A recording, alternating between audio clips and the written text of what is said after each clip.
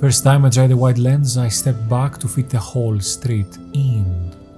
The frame looked bigger, but emptier, messier.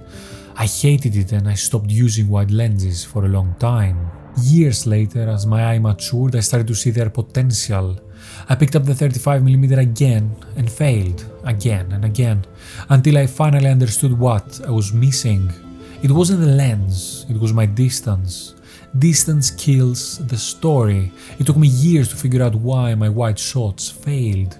And the fix wasn't what I expected. And in this video I will show you exactly how to avoid that mistake and how to unlock the true power of wide lenses. By the end you will know how to make wide shots feel alive instead of empty.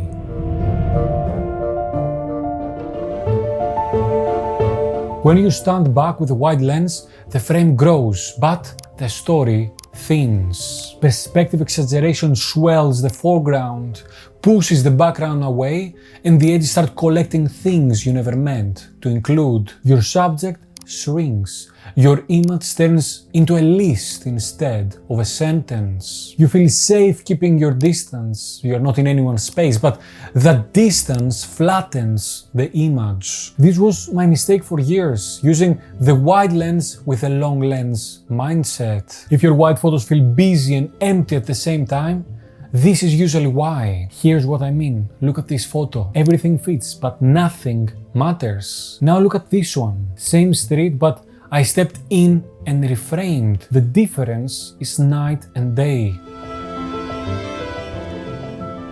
The solution wasn't more gear. It wasn't a different lens. It was as simple as taking a step closer. And here is the counterintuitive part. The closer you move with a wide lens, the cleaner your frame becomes. Less chaos, more story. It feels backwards, but it works every time. I had to retrain myself to forget the instinct of stepping back. Instead, I had to learn to lean into the scene. Faces filled the frame, streets stretched around me. Suddenly, the emptiness was gone. The picture changes the moment you choose a subject and commit to it. Step closer than it feels comfortable and give it real weight in the foreground. Then connect it to something in the middle and something in the background, so the depth reads as a sentence and not as a list. As you build your frame, sweep your eyes around the edges. Wide lenses love to smuggle in elbows, signs, or scraps of sky. One small distraction can pull the whole image off balance. This is the same discipline that makes the 35mm work. Presence first, intention second. Movement seals it. Don't plant your feet and hope that the scene arranges itself. Have a step left or the other left, a slight lean, a small crouch.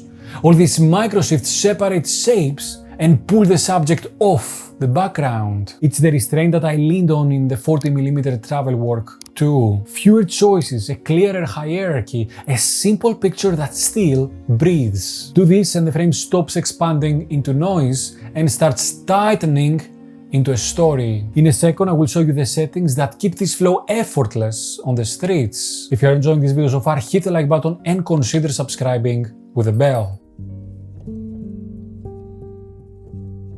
I will pre-focus or use wide area autofocus with subject tracking, so I can move inside the scene without hunting. I often shoot in manual, moderate aperture between f5.6 and f8, holds the layers together without turning the subject into a wallpaper. It keeps enough of the frame readable so important details do not vanish into the blur. Keep the shutter high enough so that the street's rhythm remains crisp. 1 to 250 to 1 to 500 is a solid baseline, but I will increase further if the light allows. When I want to think less about my settings, I will switch to aperture priority. Shutter speed and ISO on auto, I control only the aperture and let the camera handle the rest. Lately I've also liked a simple hybrid. Shutter speed at 1 to 250, aperture at f5.6, and I just ride the ISO. It gives me consistent exposure and depth of field without having to babysit the camera.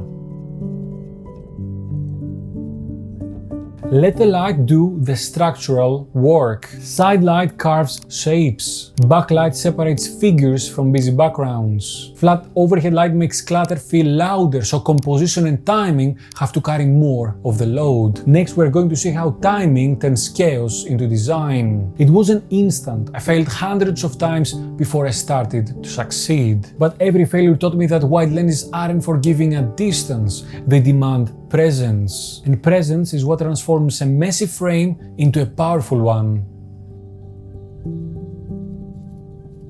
With wide lenses, composition is as much about time as it is about space. If you shoot the street as it is, everything collides. Wait a bit and gaps open and the picture organizes itself. Sometimes I will pre-frame the background and let the people write the foreground for me. When one person steps clear of a sign, when two faces separate, when a shadow carves a subject from the background, that's the moment. The frame doesn't have to move. The scene itself will move for you if you wait for the beat. But under pressure, a few rules help.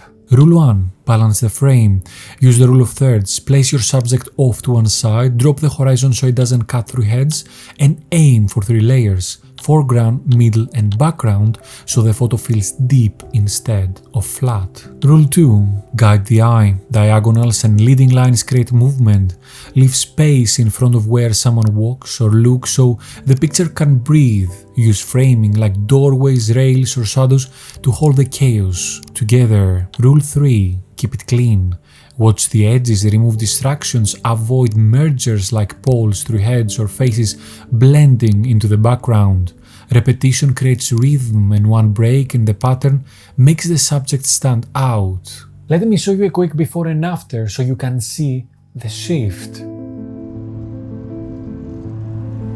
The before is the photo most of us make at first. A few meters back at 28 to 35 millimeters, an interesting person somewhere mid-frame, heavy architecture filling the sides, a bright slice of sky at the top, and 2 or 3 stray heads parked on the edges. It looks big, but it reads thin. The subject is small, the background is loud, and the frame feels like a list rather than a sentence. Now the after made seconds later from the same spot on the street. I take one step forward, a half step left, and drop a little in the knees. The subject grows in the foreground and separates from the background. A passerby crosses the middle distance, giving the picture a pulse instead of a static.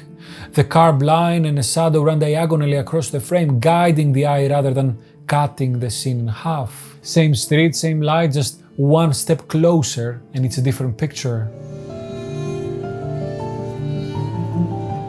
Life isn't lived from a distance, it's lived up close, in the press of a crowd, the scrape of light on a wall, the split second when two paths cross and make a moment. Step back and everything flattens, step in and the scene finds shape. The beauty isn't in showing everything at once, but giving the right things room to breathe inside the frame. Photography is practice for this way of being, presence and restraint. 35mm taught me to stand inside the moment. When we move closer, layer with intention, and let timing open pockets of order in the chaos, the frame stops shouting and starts speaking. So next time you're out on the streets with a wide lens, don't settle for the big view. Step closer, and when you're ready to master this mindset further, watch my video on the 35mm focal length next. It's the perfect continuation of what we just explored. Do wide lenses frustrate you? Or do they click when you lean into presence and simplicity? I would love to hear your experience in the comments. If you enjoyed the video, hit the like button, the hype button, and consider subscribing with the bell. If you want to support the channel further, become a member or check the links in the description. That was all for today, guys. Thank you very much for watching. Until next time, I will see you on the streets. Bye bye.